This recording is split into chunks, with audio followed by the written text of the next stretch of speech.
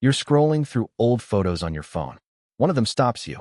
It's you, in a place you loved, wearing a face that looks a little younger, caught in a moment that feels like it happened maybe a few months ago. Then you notice the date in the corner. For years. For whole years. Gone. And your body reacts before your mind can catch up. A small drop in the stomach. A quiet, involuntary thought. Where did it go? You never felt those years pass. That's the strange part. They weren't especially fast or especially painful. They just evaporated, folded down into almost nothing, while a single slow afternoon stuck in a waiting room can still stretch out like an eternity. A year can vanish. 10 minutes can crawl. Same clock. Same you. So why does time keep betraying you like this? Here's the explanation you reach for. Time speeds up when you get older. Everyone knows it. Your parents said it, their parents said it, and now, without ever questioning it, you're saying it too. But that explanation is wrong. Time isn't speeding up. Time never moved at all. The thing that's changing isn't the world outside you. It's the machinery inside your skull that decides which moments are worth keeping and which ones to quietly throw away. And that machinery is far, far older than any clock.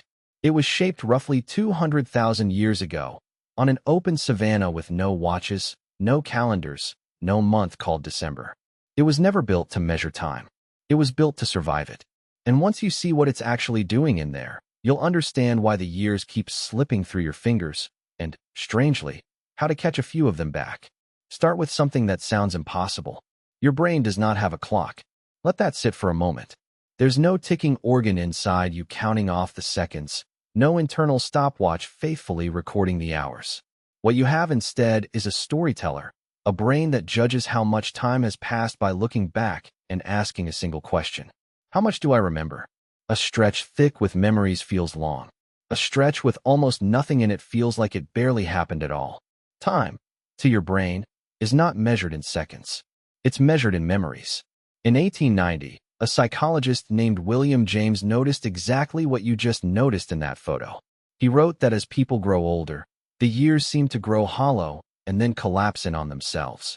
His explanation was simple and a little haunting. Childhood is a flood of firsts. Your first day of school, your first friend, your first taste of fear, your first everything.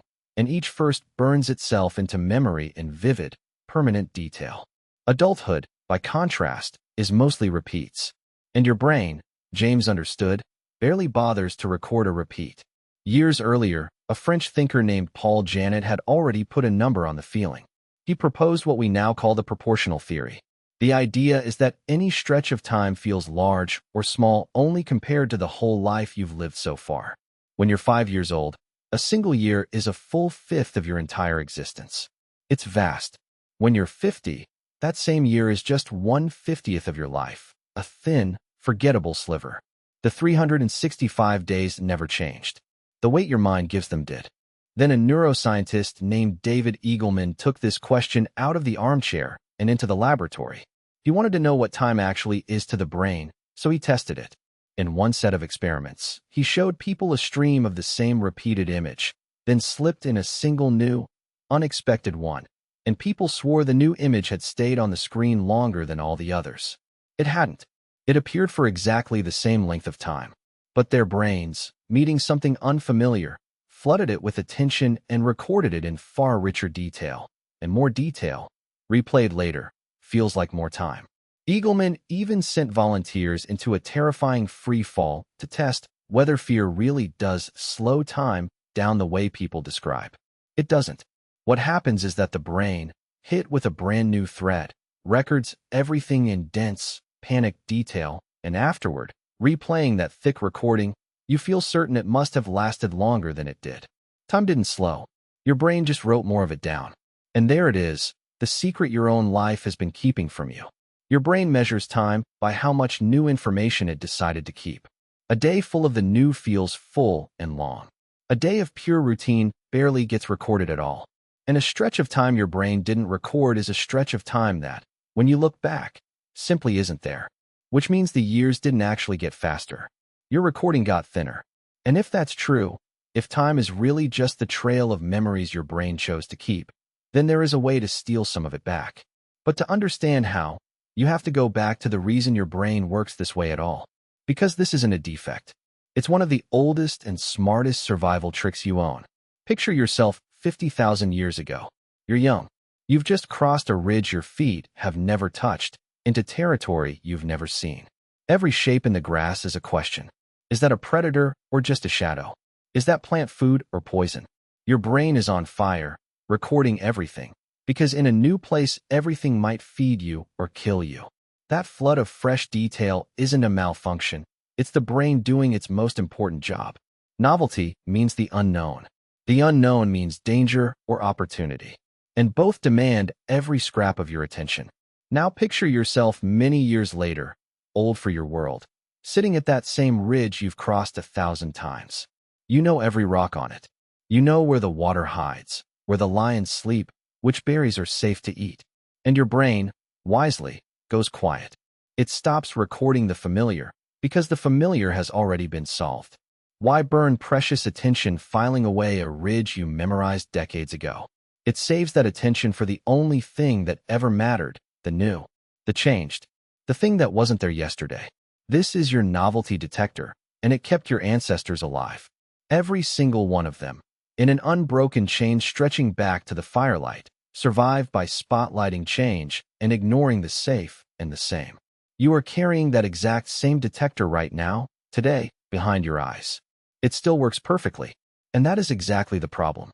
Because the world it was built for was a world of relentless change, new lands, shifting seasons, fresh threats, a life where standing still could get you killed.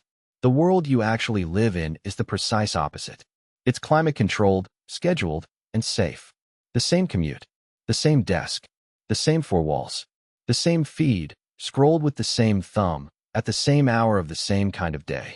Your ancient novelty detector wakes up each morning, scans the hours in front of you, finds almost nothing new worth keeping, and quietly stamps the entire day already seen. A week of that becomes a smear. A month becomes a smudge. A year becomes a photograph you don't even remember taking. Think about it honestly. The 2 weeks you once spent somewhere new and strange, you can still walk through those days in your memory, almost hour by hour. But the 3 ordinary months of work right before that trip? Gone. Crushed down into nearly nothing. Not because they were literally shorter. Because your brain, feeling perfectly safe, decided they weren't worth the ink. That's the quiet trade your own comfort keeps making on your behalf. The more predictable and secure your life becomes, the less your brain records, and the faster the whole thing seems to slip away beneath you. Time flying isn't a sign that life is racing past you. It's a sign your brain has stopped paying attention. It has decided that you are safe. And safety, to a mind forged on the savanna, is barely worth remembering at all.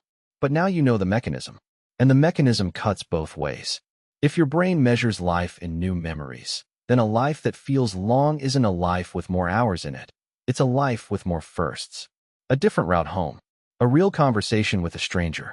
A skill your hands have never tried. A doorway you've never walked through. Each one jolts your ancient detector awake, and it starts recording again, thickening time, stretching it back out, laying down the kind of dense, vivid memory that will still be there, walkable, years from now. You can't force the clock to slow down. It was never moving in the first place. But you can absolutely give your brain a reason to start writing again. So look at that photo one more time. It was never that 4 years went fast. It's that your brain, feeling calm and safe and certain, quietly stopped writing them down. The years are still yours. They always were. You just have to hand your 200,000-year-old mind something it has never seen before and watch how much time you suddenly, impossibly have.